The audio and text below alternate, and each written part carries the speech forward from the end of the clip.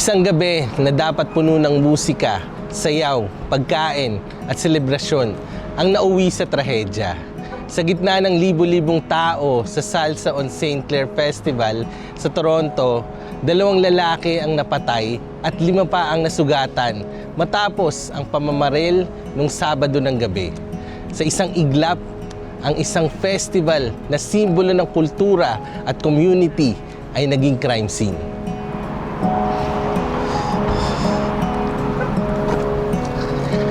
Ayon sa Toronto Police, naniniwala sila ang 2 nasawi ang mismong target ng pamamaril.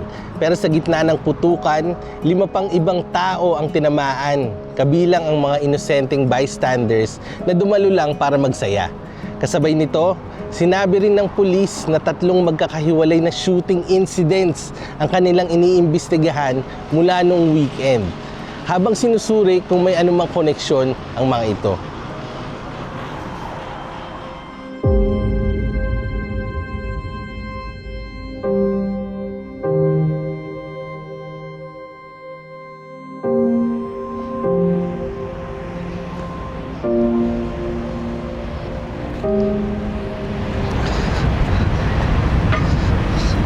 Sa press conference, sinabi ni Toronto Police Chief na kahit bumaba ng 26% ang shooting incidents sa Toronto kumpara sa parehong panahon nung nakaraang taon, hindi ibig sabihin nito na ligtas na ang pakiramdam ng publiko.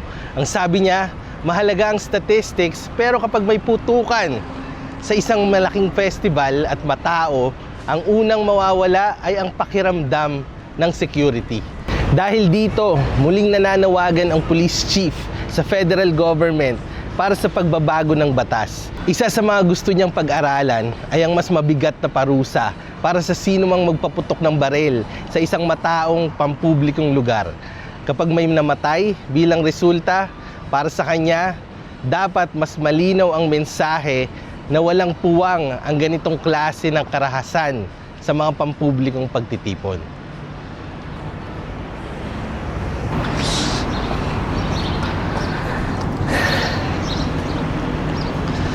So bilang pamilyado at lagi kaming pumupunta sa mga festival na ganito, parang nag-overpower yung fear dahil iisipin mo, baka mangyari din sa pamilya ko.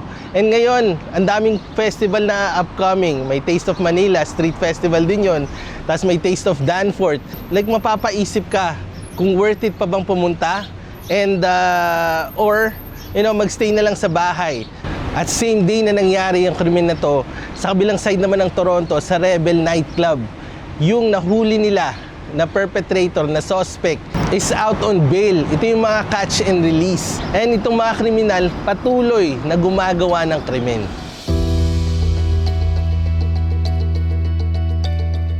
Para sa maraming Filipino-Canadians, mahirap hindi maalala ang nangyari sa Lapu-Lapu Festival sa Vancouver nitong nakaraang taon. Magkaiba ang 2 insidente, magkaiba rin ang naging dahilan. Pero pareho nilang iniwan ang parehong tanong. Paano ba mapapanatiling ligtas ang mga festival na ginawa para pagsama-samahin ang community? Sa press conference, sinabi ni Mayor Olivia Chow na matapos ang trahedya sa Lapu-Lapu Festival, naglaan ang City of Toronto ng karagdagang pondo para sa festival safety measures, kabilang ang mga kagamitan para maprotektahan ang mga kalsadang isinasara para sa mga event. Ngayon, sinabi rin ng Toronto Police na gusto nilang pag-aralan pa ang iba pang hakbang tulad ng mas malapit na koordinasyon sa event organizers at kung kinakailangan, controlled access points o security screening depende sa risk assessment ng bawat event.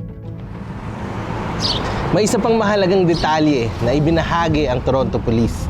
Ayon sa police chief, kapag natitrace ang crime guns na nare-recover sa Toronto, humigit kumulang 85% hanggang 90% ng mga ito ay nagmumula sa US. Hindi raw ito mga legal na firearm owners, kundi mga illegal na baril na napupunta sa kamay ng mga kriminal. Nananawagan din siya sa publiko na magsumbong kung may impormasyon tungkol sa mga illegal na baril. Ayon sa kanya, maraming tao ang may alam kung sino ang may hawak ng mga to. At minsan, isang tawag lang ng pulis o Crime Stoppers ang maaaring makapigil sa susunod na tragedy bago pa ito mangyari.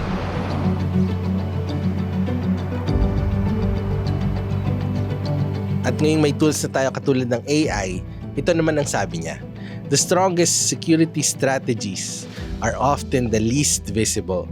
Effective planning combines intelligence sharing, emergency preparedness, thoughtful event design, and community cooperation, allowing people to celebrate freely while reducing opportunities for violence. Pag mas tight na security, mas kampante ang mga tao. Ayan. Perfect. Thank you. Tuwing summer, ang Toronto ay puno ng mga street festival na nagpapakita ng iba't ibang culture sa lungsod. Para sa maraming Filipino-Canadians, alam natin kung gaano kahalaga ang mga ganitong pagtitipon. Dito tayo nagkikita at nagse-celebrate ng ating culture at bumubuo ng mas matibay na community. Kapag may nangyayaring ganitong trahedya, hindi lang mga biktima ang naaapektuhan, pati ang tiwala ng mga tao na ligtas silang makakapunta sa mga pampublikong event.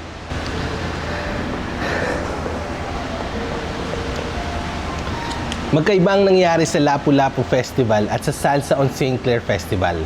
Pero pareho nilang ipinapaalala na ang kaligtasan ay responsibilidad nating lahat. Habang nagpapatuloy ang investigasyon, ang hamon ngayon ay kung paano mapapanatiling bukas, masaya at ligtas ang mga festival na nagdadala ng iba't ibang community sa iisang lugar. Sa huli, ang lakas ng isang city ay hindi lang nasusukat sa dami ng mga festival na kaya nitong idaos, kundi sa tiwalang nararamdaman ng mga taong dumadalo dito.